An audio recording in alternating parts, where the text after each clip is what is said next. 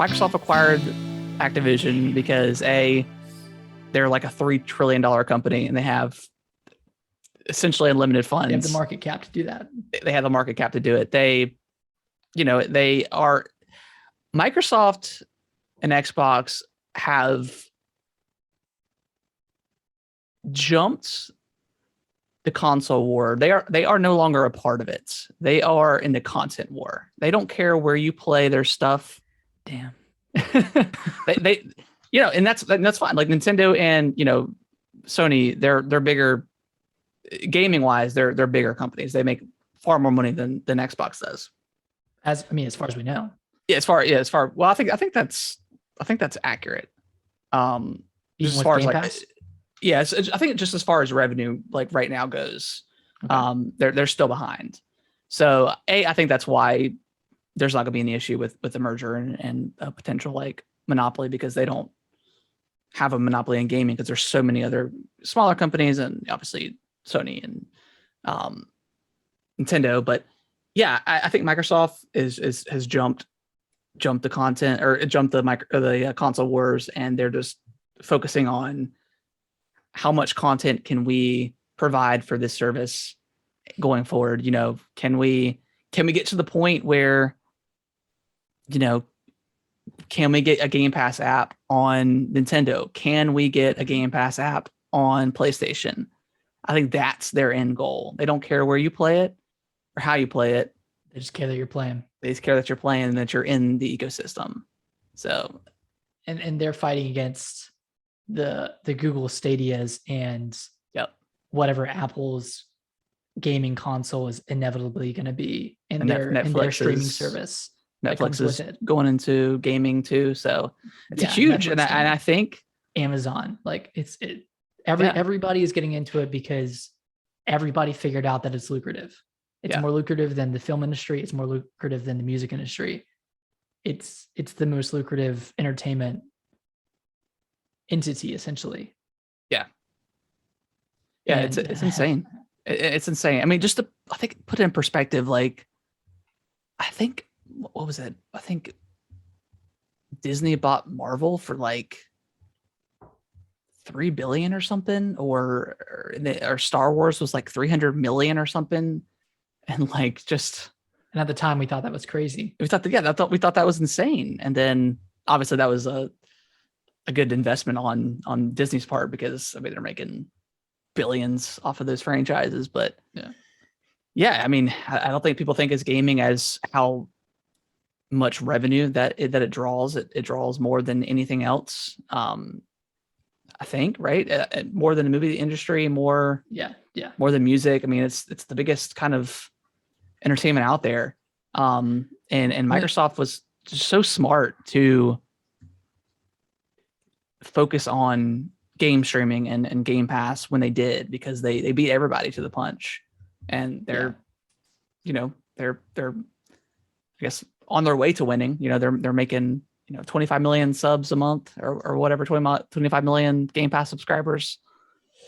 Yeah. It's gonna obviously increase when Starfield comes out and Elder Scrolls and all these other first party exclusives that'll be hitting. So yeah, it's insane. I just want to put it this way: you can only sell an album once. You can only sell a movie ticket 1, 2, 3 times. You can only sell a DVD so many times. You can sell a Fortnite skin or Halo skin. You can sell 50,000 different skins. Yeah. In one game. 50,000 of the same skin. I mean, it's ridiculous. 50 million different people. Yeah. And it's just exponential. Yeah. It's crazy. It's I'm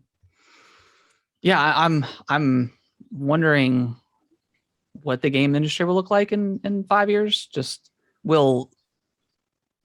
I feel like, I mean, with games being $70 now for Sony products or for PlayStation, and then some companies are running $70 EA. Are those games dying? Are those game prices dying? Because it's hard to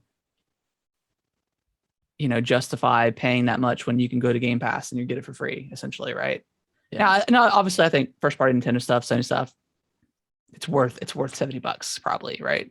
Those games are always going to be amazing, it's gonna be but with all these third parties, whether they start day one on Game Pass or if Microsoft just buys them, you're taking revenue away from.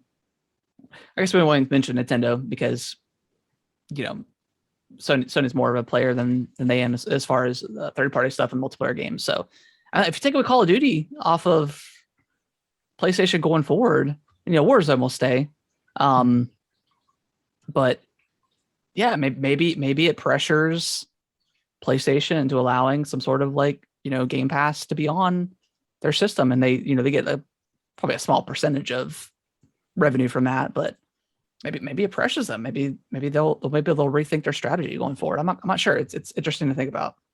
Or they're forced to innovate on first person shooters, and they bring back an old franchise or start a new shooter franchise. I mean, aside from Call of Duty, they don't have any shooters on their platform. No. They don't have any first party games. Killzone doesn't exist anymore.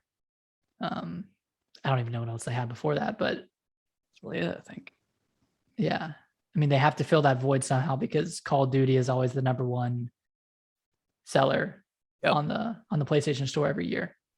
I mean, even Vanguard, which was a lower seller compared to other Call of Duties, that was the number one sold game on the PlayStation Store in 2021. So, Warzone, even if they can keep Warzone, and they probably will, they got to find something to fill that void of whatever next Call of Duty is going to come out only on Xbox. Yeah. Because otherwise they're going to be missing out on millions of dollars. Yep. You're right.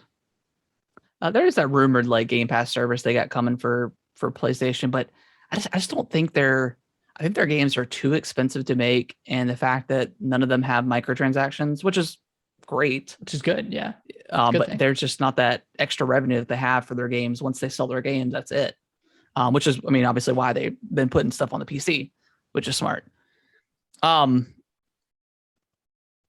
I don't know how we got from PSVR to Microsoft again, but the gaming industry as a whole. Yeah, it's the biggest news of the century, so we're bound to talk about it for a few weeks.